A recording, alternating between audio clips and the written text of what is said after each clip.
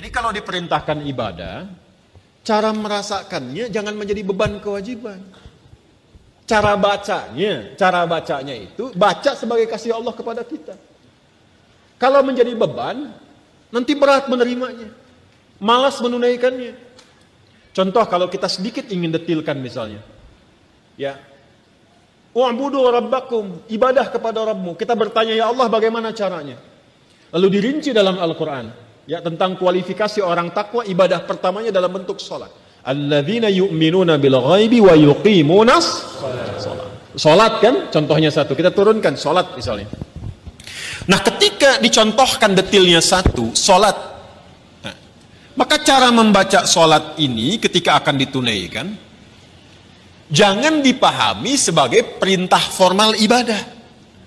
Walaupun memang itu perintah. Ya, sholat hukumnya apa?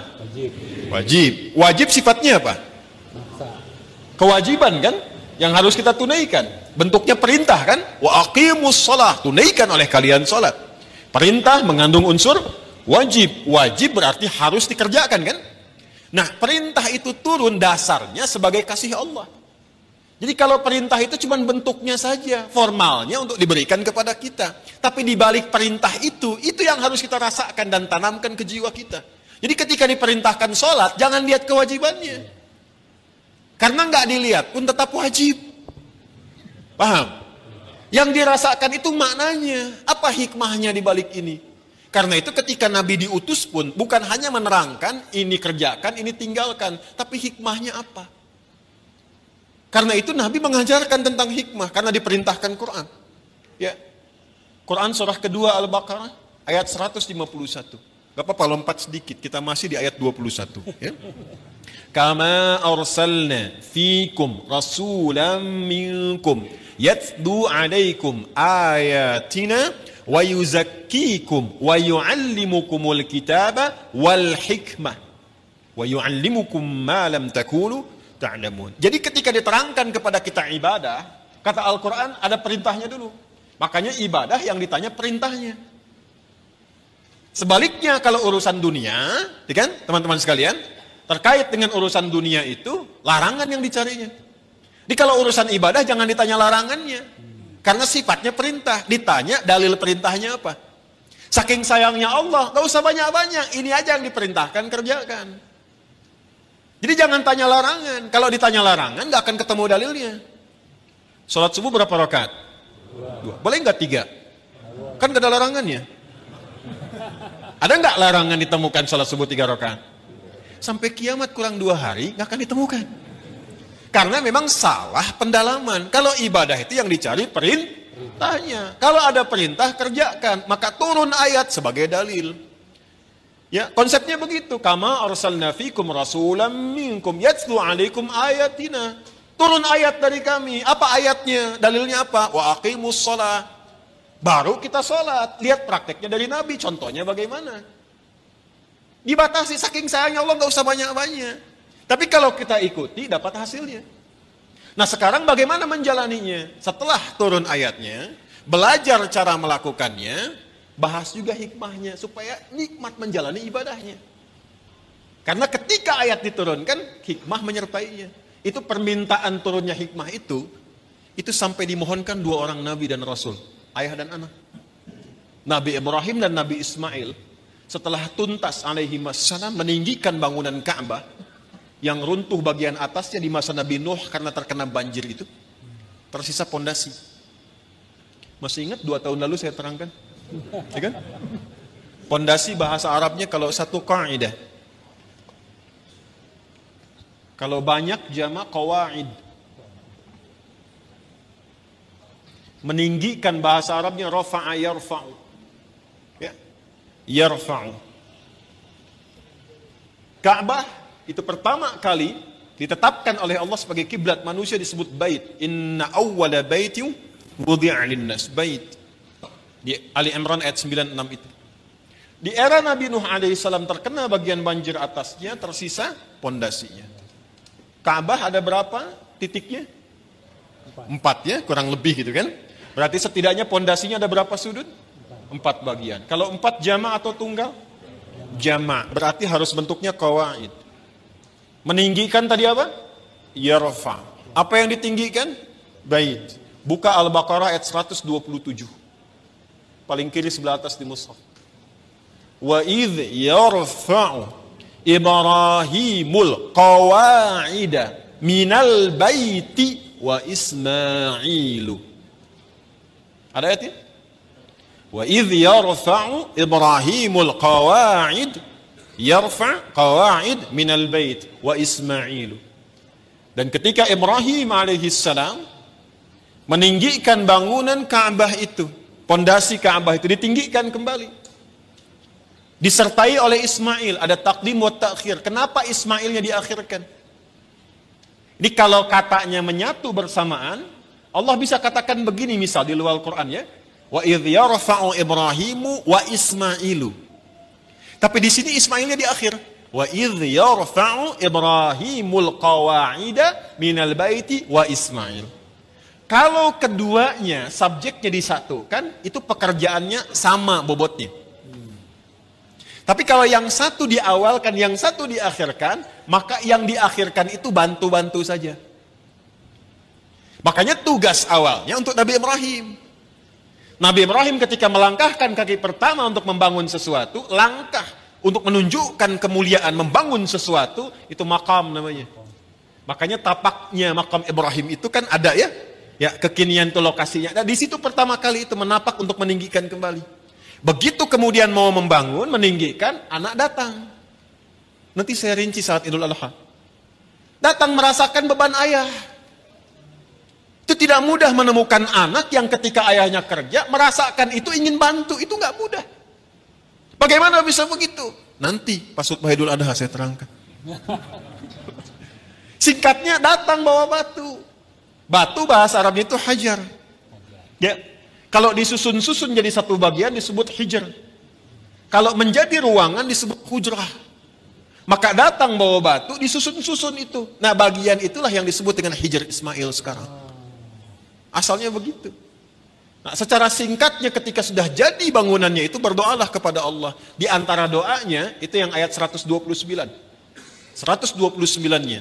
Rabbana wab'ath fihim rasulam minhum yatlu alaihim ayatika wa yu'allimuhumul kitaba wal hikmah wa yuzakkihim innaka antal azizul hakim. Ya Allah, mohon ya Allah, nanti utus Rasul yang terakhir itu, Rasul yang paling terakhir, karena Rasul ini yang paling mulia. Ya, nanti setiap Nabi dan Rasul, nanti ketika masuk ke ayatnya kita akan bacakan. Itu semua Nabi dan Rasul bisa bertugas setelah mengambil komitmen perjanjian dengan Allah akan membantu risalah Nabi Muhammad SAW. Jadi risalah Nabi Muhammad itu sudah diviralkan di zaman setiap Rasul sebelum kedatangan Nabinya. Ya. Wa idh akhadallahu mitsaqan nabiyyina lama ataitukum min kitabi wa hikmati thumma ja'akum rasulun musaddiqun lima ma'akum la tu'minunna bihi wa la tansurunna qala aqrartum wa akhadhtum ala dhalikum isri qalu aqrarna qala fashhadu wa ana ma'akum asyahidin wa ana ma'akum minasyahidin. Jadi enggak mungkin ada rasul bertugas kecuali dalam tugas itu ada komitmen untuk membantu, menerangkan dan menguatkan risalah Nabi Muhammad SAW yang akan bertugas kemudian. Nabi Ibrahim, Nabi Ismail, itu keduanya bermohon, ya Allah, karena ini Rasul yang paling mulia, maka mohon ya Allah lahirnya dekat tempat yang paling mulia. Mana tempat yang paling mulia di bumi? Ka'bah. Di Makkah Al-Mukarramah. Karena itu satu-satunya Nabi yang lahir dekat Ka'bah itu cuma Nabi Muhammad SAW. Nabi Ismail dimakamkannya dekat situ, yang dekat sumur Zam-Zam itu. Ya. Tapi yang lahir di situ hanya Nabi Muhammad SAW. Yang sekarang jadi tempat maktabah qadimah itu. Ya, perpustakaan itu, ya. Cuma sengaja disamarkan supaya menunjukkan kepada masyarakat itu, ya, tentang situs-situs yang benar tapi tidak digunakan sebagai bagian dari penyembahan. Kadang nyampe sana ada yang salah kiblat. Gitu. Salatnya ngadep ke situ, makanya dituliskan di situ pakai gambar-gambar dicoret begini. Nanti yang umrah saya terangkan beberapa bagiannya di mana lokasinya. Ya, nanti ada di situ dekat rumah Abu Jahal, ada di situ. Ya, rumah Sayyidah Khadijah. Nah, di tempat Nabi lahir itu ada keterangan di tembok sama gambar. Yang sujud dicoret, kan? Yang bawa macam-macam dicoret. Itu dituliskan pakai bahasa Arab, bahasa Inggris, bahasa Urdu, dan bahasa Indonesia. Artinya ada orang Indonesia yang ke situ juga salah kiblat. Dan jarak Nabi Muhammad SAW ke Nabi Ismail, Nabi Ibrahim itu bisa 29 sampai 30 generasi. Setiap generasinya bisa bertahun-tahun. Muhammad SAW bin Abdullah, bin Abdul Muttalib, bin Hashim, bin Abdul Manaf, bin Qusay, bin Murrah, bin Kilab, bin Ka'ab, bin Ghalib, bin Fihir, bin Malik, bin Nadar, bin Kinana, bin Khuzaimah, bin Mudrikah, bin Ilyas, bin Nizar, bin Mudar, bin Ma'ad, bin Adnan, bin Addi, bin Adri, bin Muqawwam, bin Nahur, bin Tarikh, bin Ya'rub, bin Yasjub, bin Nabit, bin Ismail alaihissalam, bin Ibrahim alaihissalam. 29 sampai 30 generasi. Coba ulangi. Itu sudah minta.